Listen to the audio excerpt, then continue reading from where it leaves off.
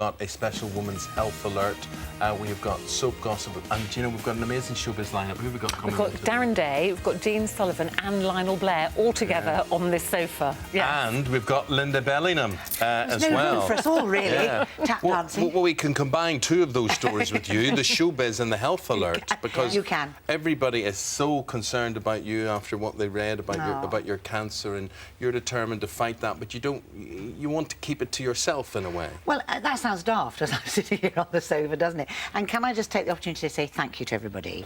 That I've had fantastic cards and messages and everything. My point really, I think, is that I wouldn't have come out about it had it not been for the fact that I was going to do this play, A Passionate Woman. And obviously I had to withdraw, and my lovely producers, David Pugh and David Rogers, and the lovely Kay Mellor, who wrote A Passionate Woman, very kindly said, look, we'll wait, we'll do it next year, which was such a fantastic gesture and gave me such confidence. But yes, it's left me with the fact that I have got cancer and I'm dealing with it. But out there are thousands of people, aren't there, with exactly the same thing, getting on with it and not talking about it. And I feel out of respect for them. And in a sense, you've got to have some things in your life that are private. Even though we live in an age where everybody tells everybody everything, I'd rather just deal with it, So get it over with, and then I'll talk about it. And you have lots of things to live for. And yes, look ahead to. and actually I was hoisted by my own petard in a way, talk about timing and actors, because last year, I wrote this book last year. It was nothing to do with OK, now being this ill. is a novel. But now it looks as though I'm sitting here, but No, nothing to do. don't worry about that. And But that's the title, the title's interesting. You know, you say you don't want the cancer to overshadow everything else in your life that you're doing as well. No, and let's be honest, it's horrible.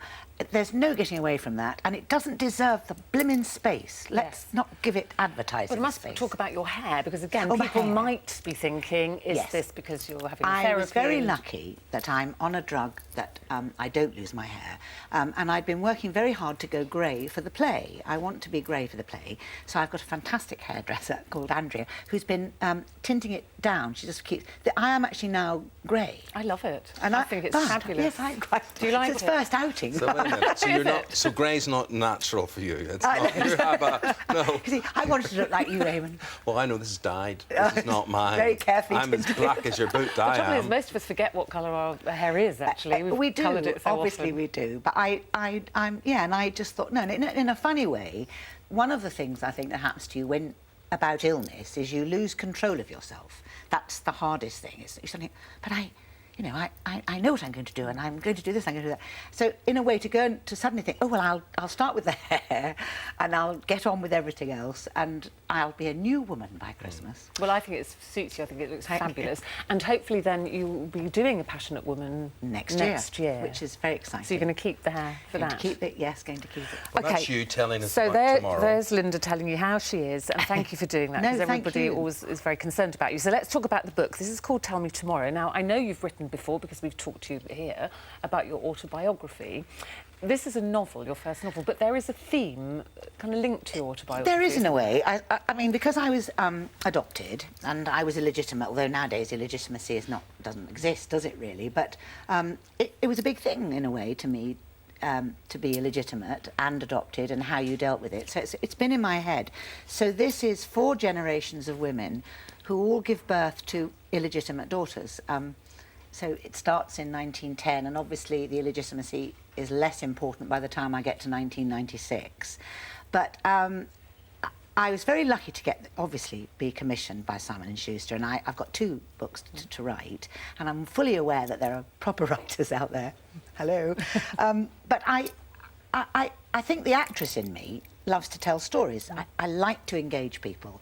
So I hope that I'm telling a jolly good tale with a little bit of talent towards the literary side sure of there's it. a lot of talent. I mean, people write in different ways, but do you bring it to life as an actress? I mean, is it almost like a play to you?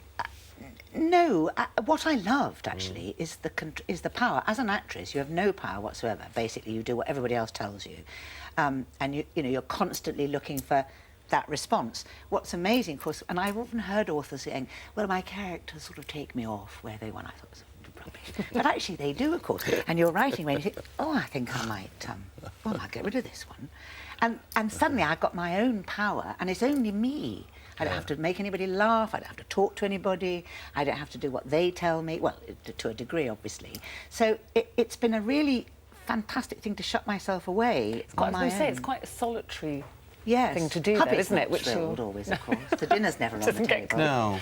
And you see, Mrs. Holmes has gone through a period where she got one of these electronic reader type things. Love it. And she's, no, I don't love it. Why? No. Because I'm always reading now. It always sends out a signal of intent, which is, I'm reading, don't bother me. Go away. It's like, immediately when it's out, I'm off the menu and everything. So, he has a terrible life. So did you have to lock yourself away for that? Well, but I was quite kind, actually, and generous towards my other half, because I locked us both away in Malaysia for 3 weeks. And what happened was we were in this incredible resort, which I've written about in the book, Pangkor Lao, in Malaysia, off Malaysia. And for 3 weeks, I would get up at 4 o'clock in the morning, write till 2, try and do actually 10,000 words a day. Hubby would go off to the spa, where he would have this all-over treatment. And do you think he enjoyed that? Do you think that's what he wanted to do? Well, he'd come back wrapped in a toga, with a lot of flowers in his hair, smelling like a fruit salad, with a sort of very far away look to in eat. his eyes. He was perfectly happy. So, at the end of all this, does this make me laugh, cry? Is Both, this a detective? everything. Right, OK. Go on. And if I may just flog it a bit myself, what I've tried to do is write, there's some men in it who are less than pleasant, and I really wanted to be able to write from from real life. A male perspective. No. No, and try and actually engage. It's not a man's book, no. But why are the men the baddies then? No, they're not all bad, but I needed a baddie, and rather than just make him out and out bad, which is easy to do, you know, they're either rapists or bullies or, you know, I'm very proud of my villain, if you like, because I feel I got into his head, and actually there is almost a redeeming feature. Just. We'll have to read it to find out. And also, there's book 2. Yes. And there's book 2, been started. Yes, which I've started, called The Royal Box, which, well, write about what you know, I think, is probably the best note I've had. Rather, I'd love to be a crime, but that's to come. I'm glad maybe. you didn't, otherwise it'll all be about oxo cubes, So is wouldn't it? this a whole gravy? Is this a whole new career, do you think? Yeah. Do you see I yourself wish. going down the writing road maybe more? Well, I will. Look, he's so Just awful. ignore him. You're never Rise coming to above. my house, and you're never going to have any gravy, all right? Indeed, indeed. Lovely seeing you again. That's Thank Lynda's you book, very Tell Me much. Tomorrow. It's so lovely to see you. Thank you. We look for forward to having talking to you next year about your play and all that. Yes, Right? it has And lovely fabulous. to I love see it. you. Bye. Thank you very much indeed. Hey, and it doesn't end there.